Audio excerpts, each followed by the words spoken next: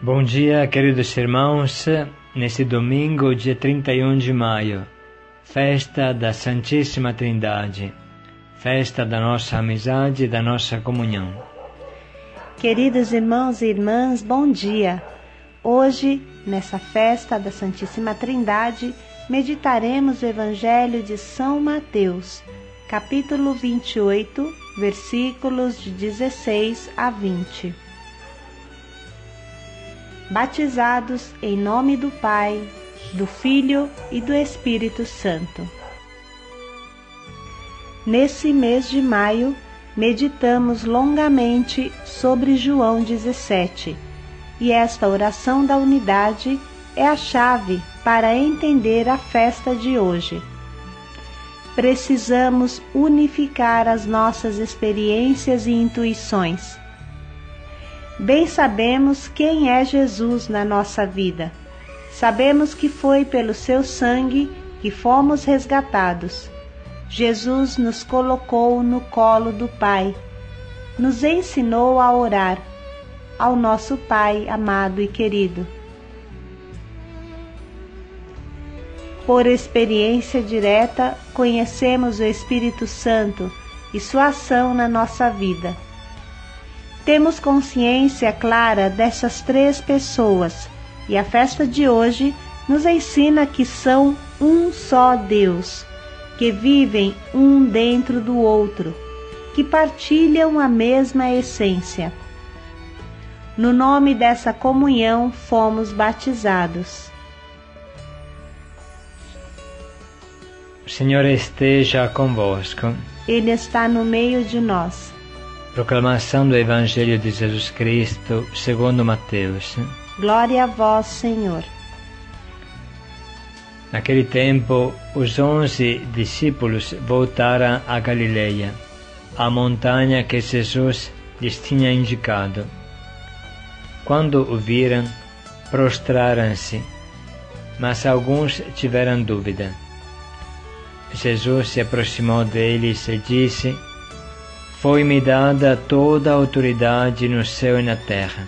Ide, pois, fazeis discípulos meus entre todas as nações, e batizai-os em nome do Pai, do Filho e do Espírito Santo. Ensinai-lhes a observar tudo o que vos tenho ordenado. Eis que estou convosco todos os dias, até o fim dos tempos. Palavra da salvação. Glória a vós, Senhor. Irmãos, hoje vivemos juntos o maior mistério da nossa fé, a unidade e a trindade do nosso Deus. Assim diz o Catecismo da Igreja Católica no número 234. O mistério da Santíssima Trindade é o mistério central da fé e da vida cristã. É o mistério de Deus em si mesmo. E, portanto, a fonte de todos os outros mistérios da fé e a luz que os ilumina. É o ensinamento mais fundamental e essencial na hierarquia das verdades da fé. Toda a história da salvação não é senão a história do caminho e dos meios pelos quais o Deus verdadeiro e único, Pai, Filho e Espírito Santo, se revela, reconcilia consigo e se une aos homens que se afastam do pecado. A coisa melhor para entender este mistério é pensar na nossa experiência pessoal e direta.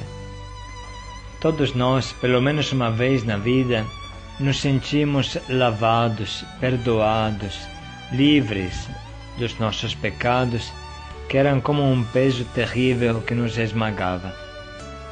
Naquele momento entendemos que Jesus lavava todos os nossos pecados e nos doava uma vida nova, a salvação.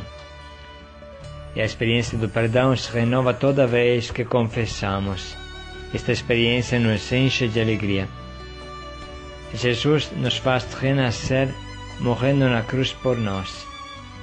Se Ele não tivesse feito isso, nós estaríamos mortos, esmagados, debaixo de uma pedra de 100 toneladas, que são os nossos pecados.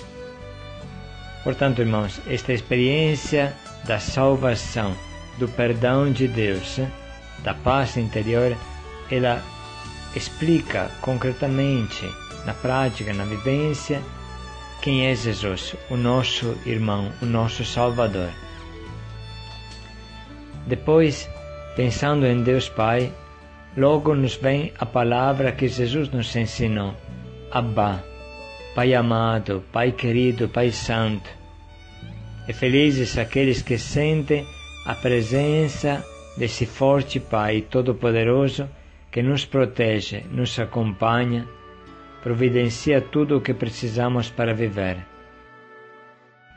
Quem confia em Deus nada teme, porque vive no colo do Pai, este Pai poderoso, todo-poderoso. Não há dúvida, irmãos, a experiência de vida, a experiência do nosso coração nos confirma que existe Jesus que nos salva, existe o Pai que cuida de nós, que nos criou, foi dele que tudo veio. Enfim, temos a experiência direta e forte também do Espírito Santo, que experimentamos, por exemplo, domingo passado, no dia de Pentecostes, e quem sabe quantas outras vezes na nossa vida. O Espírito Santo é aquele que abre a tua mente, te convence do teu pecado e da necessidade da conversão, te dá a força para ser um homem novo. Se nós pensamos nessas três pessoas divinas separadamente, as conhecemos muito bem e sabemos quanta influência tem na nossa vida. Agora, irmãos, a festa de hoje nos ensina uma extraordinária verdade. Não se trata de três deuses, mas de um único Deus, em três pessoas. Irmãos, Jesus, durante a sua existência terrena, nos revelou a sua infinita intimidade com o Pai, uma intimidade total e eficaz, que lhe dava o poder sobre os pecados, a autoridade suprema, a capacidade de julgar e salvar o mundo. Eu e o Pai somos um. O Pai está em mim e eu estou no Pai. Creiam pelo menos pelas obras que faço. A minha obra não é minha, mas daquele que me enviou. Eu não vim para fazer a minha vontade, mas a vontade daquele que me enviou. Tudo que é meu é teu, ó Pai, e tudo que é teu é meu. Deus Pai, que é também uma mãe, é uma coisa só com o Filho, como o amante é uma coisa só com o amado e vice-versa. Eles se tornam um no amor. No começo isso pode dar um nó na nossa cabeça, mas depois provoca uma revolução total do nosso modo de pensar e agir. Não se diz dos primeiros cristãos que eram só coração e uma só alma, e eles tinham tudo em comum? Agora, se é possível para os homens sentir esta unidade que é o cume da vida cristã, por que não deve ser possível em Deus? A gente entende que a nossa unidade só pode ter uma fonte, que é Deus. No começo de tudo está a comunhão, a relação. Irmãos, todos nós nascemos da relação dos nossos pais. A vida nasce de uma relação, e esta relação muda radicalmente quem a vive. Na relação abençoada por Deus, os dois não são mais um homem e uma mulher separados, mas uma só carne, uma só família, um só matrimônio. A relação abençoada por Deus os tornou esposos. Esta mesma relação, quando vem um filho, torna esses dois esposos pai e mãe. No mesmo momento que surge o filho, os dois não são mais simplesmente esposo e esposa, mas são pai e mãe. E uma mulher sabe muito bem o que significa se tornar mãe, mesmo nos primeiros dias, quando ainda não dá para fazer o teste quase, ela sente que está para se tornar mãe, porque o filho a muda totalmente também no seu corpo. Irmãos, a vida nasce da relação, e a relação nos muda radicalmente. Continuando o exemplo da família, no momento de maior relação dos esposos, como falamos, quando os dois são uma só carne, surge o fruto desta relação, que é o Filho. E o Filho é como um exemplo do Espírito Santo no seio da Santíssima Trindade, fruto do amor do Pai e do Filho. E como Pai, Mãe e Filho constituem uma só família, uma só coisa, quando há amor, assim Deus Pai, Filho e Espírito Santo são três pessoas e um só Deus, um dentro do outro, uma só coisa. Nesta festa, nós aprendemos que a comunhão é a vida de Deus e a nossa vida. É possível, irmãos, viver um relacionamento profundo de amizade, um relacionamento profundo de comunhão, sentir que estamos um dentro do outro, um no coração do outro. Vale a pena aqui ler a experiência de amizade que teve entre São Gregório de Nazianzo e São Basílio, no IV século. Imagina, se passaram 1600 anos e até hoje nós lembramos desta amizade, como o próprio Gregório conta e escreve. Vamos ler juntos este testemunho, esta experiência tão bonita. Como uma só alma em dois corpos. Encontramo-nos em Atenas. Como o curso de um rio, que partindo da única fonte se divide em muitos braços, Basílio e eu nos tínhamos separado para buscar a sabedoria em diferentes regiões. Mas voltamos a nos reunir como se nós tivéssemos posto de acordo, sem dúvida, porque Deus assim quis. Nesta ocasião, eu não apenas admirava meu grande amigo Basílio, vendo-lhe a seriedade de costumes e a maturidade e prudência de suas palavras, mas ainda tratava de persuadir a outros, que não o conheciam tão bem, a fazerem o mesmo. Este foi o prelúdio de nossa amizade, a centelha que fez surgir nossa intimidade. Assim, fomos tocados pelo amor mútuo. Com o passar do tempo, confessamos um ao outro nosso desejo. A filosofia era o que almejávamos.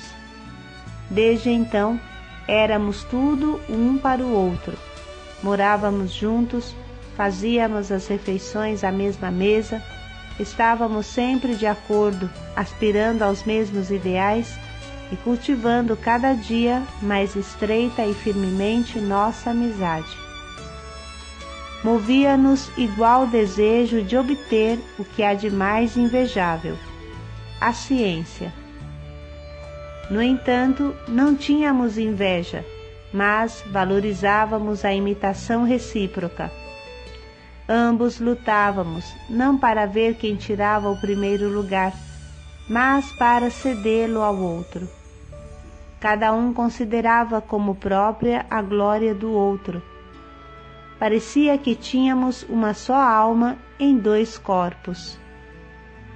E embora não se deva dar crédito àqueles que dizem que tudo se encontra em todas as coisas, ao nosso caso, podia-se afirmar que, de fato, cada um se encontrava no outro e com o outro. Nesta perspectiva, organizamos toda a nossa vida e maneira de agir. nos deixamos conduzir pelos mandamentos divinos, estimulando-nos mutuamente à prática da virtude.